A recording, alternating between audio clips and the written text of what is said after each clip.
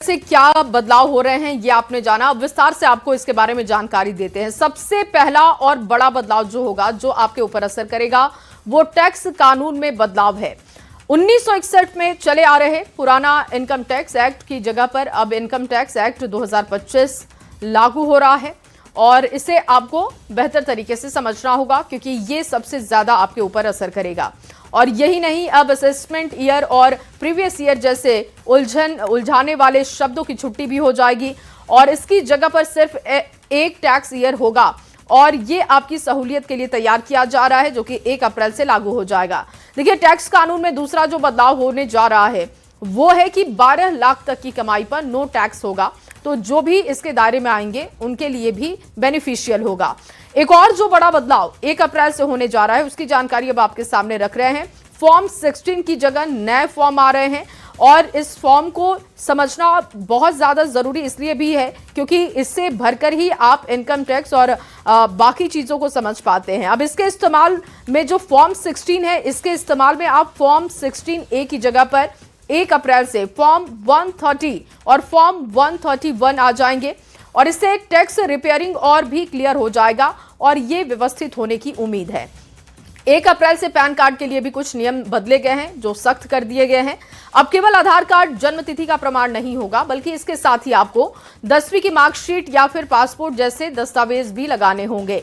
1 अप्रैल से जो एक बड़ा बदलाव माना जा रहा है कि हो सकता है वो रसोई गैस और फ्यूल के दाम को लेकर है। संभावना जाहिर की जा रही है कि रसोई गैस और फ्यूल के दाम भी बढ़ सकते हैं।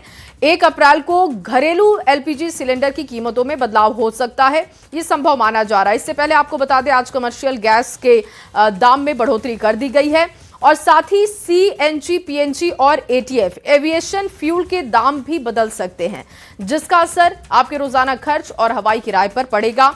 और 1 अप्रैल से एटीएम के लिए भी नियम बदले गए हैं। अब एटीएम से पैसे निकालने के लिए नियम क्या होंगे ये आपको बता रहे हैं। ये महंगे हो रहे हैं और आप एटीएम से पैसा निकासी करते हैं तो बहुत ही ध्यान दीजिएगा क्योंकि ट्रांजैक्शन को लेकर अब कुछ अहम बदलाव है और आपको ये पैसा निकालना महंगा पड़ सकता है।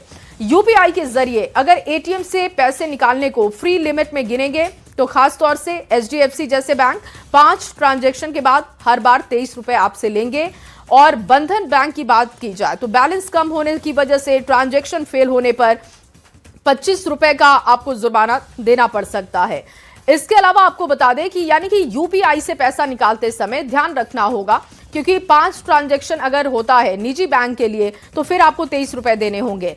पैसे निकालने की लिमिट को भी घटा दिया गया है। पहले एक दिन में 1 लाख रुपए आप निकाल सकते थे, अब इसे घटाकर देखिए 50,000 से लेकर 75,000 रुपए किया गया है।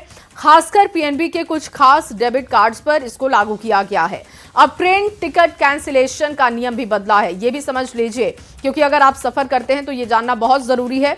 रिफंड को लेकर नियम में बदलाव किया गया। अब तक 4 घंटे से पहले या उसके बाद टिकट कैंसिल करने पर कोई रिफंड नहीं मिलता था, लेकिन अब 8 घंटे पहले या उसके बाद टिकट कैंसिल करने पर आपको कोई रिफंड नहीं दिया जाएगा। इसके अलावा आपको बता दें कि ट्रेन टिकट रिफंड का नया जो स्ट्रक्चर है वो बहुत ध्यान से समझिए क्योंकि 8 से 24 घंटे पहले अगर आप कैंसिल करते हैं तो देखिए क्या असर होगा। ट्रेन टिकट कैंसिलेशन पर असर ये होगा कि 4 घंटे पहले जब आप करते थे तो आपको कोई रिफंड नहीं मिलता था, लेकिन ये अवधि अब 8 से 24 घंटे है। 24 से 72 घंटे में अगर आप करते हैं 75% रिफंड दे दिया जाएगा और 72 घंटे पहले अगर आप करते हैं तो सिर्फ कैंसिलेशन चार्ज कटेगा। तो ये कुछ अहम बदलाव हैं, इसको जानना बहुत जरूरी है।